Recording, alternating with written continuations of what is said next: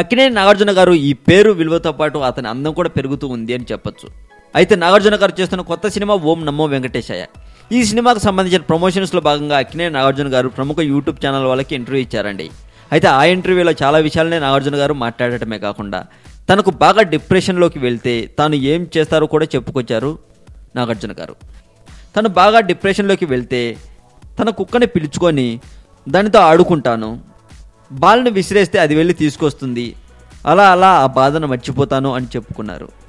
అలా కాకుండా మామూలుగా రాత్రి సమయంలో పడుకునేటప్పుడు బాధ వస్తూ ఉంటుంది, అప్పుడప్పుడు ఆ సమయంలో వెంటనే వెళ్ళి అన్నం పెట్టుకుని తింటాను, అలా బాధ పెట్టే విషయాలు మర్చిపోవడం కోసం అని చెప్పుకొచ్చారు.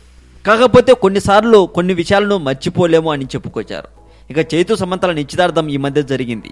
ఈ ఫంక్షన్కి చైతు అమ్మగారు రాలేదట అని టాక్. ఇక నాగార్జున గారి సినిమా హిట్ కొట్టాలని మనస్ఫూర్తిగా కోరుకుంటుంది టాలీవుడ్ సెంట్రల్ ఛానల్. మరింత టాలీవుడ్ సమాచారం కోసం సబ్స్క్రైబ్ చేయండి టాలీవుడ్ సెంట్రల్.